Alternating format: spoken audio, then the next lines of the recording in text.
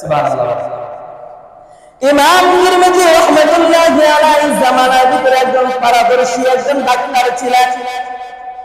ওই পারদর্শী ডাক্তার ইমাম তিরমিজি রাহমাতুল্লাহি আলাইহি মানুষগুলাকে মেডিসিন ছাড়া চিকিৎসা করতেন। কি ছাড়া? মেডিসিন ছাড়া তারা অপারেশন করতেন। মেডিসিন ছাড়া ইমাম তিরমিজি রাহমাতুল্লাহি আলাইহি সেলাই করতেন, কাটাছেঁড়া করতেন। আল্লাহু আকবার বলেন। ওই সময় কোনো মেডিসিন ছিল না, কোনো ওষুধ ছিল না। ওই সময় হাকিম তিরমিজি রাহমাতুল্লাহি আলাইহি মানুষগুলাকে চিকিৎসা করতেন, অপারেশন করতেন, মেডিসিন ছাড়াই উনি আবার সেলাই করতেন। আল্লাহু আকবার বলেন। হাকিম তিরমিজি রাহমাতুল্লাহি আলাইহি একদিন তার চেম্বারের ভিতরে বসে আছেন, তার ঘরের ভিতরে মানুষগুলি সেবা নেওয়ার জন্য, চিকিৎসা করানোর জন্য মানুষগুলি ঘরের ভিতরে আসলেন। আসার পরে ইমাম তিরমিজি রাহমাতুল্লাহি আলাইহির কাছে একটা রূপণী নারী এসেছে, সুন্দর একটা নারী এসেছেন। ওই নারীটা হাকিম তিরমিজি রাহমাতুল্লাহি আলাইহি প্রেমে পড়ে গিয়েছিল। কি হয়েছিল?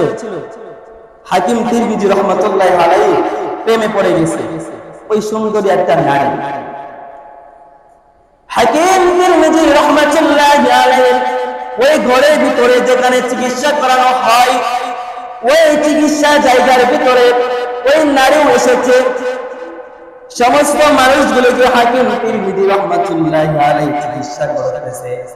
এই সময় সুন্দরীর উপরে নারী এসে বলে, হাকিম সাহেব, হাকিম সাহেব, আমার একটা রোগ হয়েছে, ওই রোগটা মানুষের সামনে বলা যাবে না।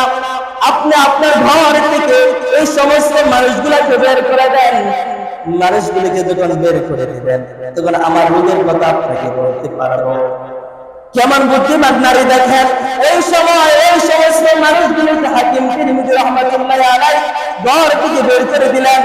এবার বললেন, হাকিম তিরমিজি বললেন, ও মা কি বলতে চাও, ও নারী কি বলতে চাও, এবার তুমি আমার কাছে খুলে বলো, তোমার সমস্যাটা কি, তোমার রোগ কি?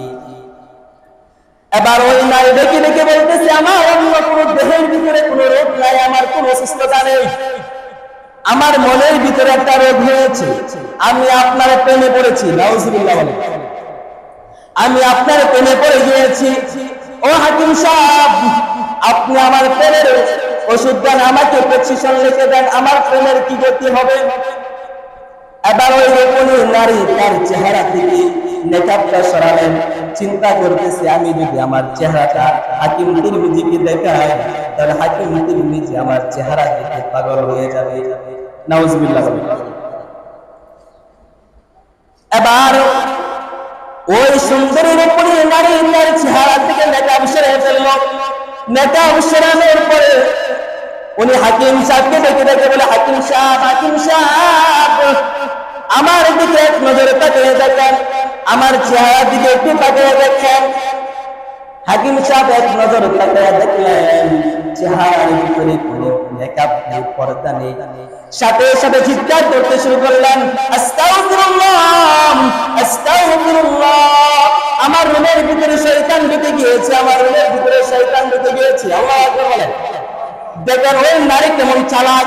ওই নারী তার চেহারার ভিতরে মেকআপ করা, ও চিৎকার করতেছে, আস্তাগফিরুল্লাহ, আস্তাগফিরুল্লাহ, রুমের ভিতরে হাকিম সাহেবের রুমের ভিতরে শয়তান ঢুকে গিয়েছে। হাকিম সাহেব বলে, আস্তাগফিরুল্লাহ, আমার রুমের ভিতরে শয়তান ঢুকে গিয়েছে।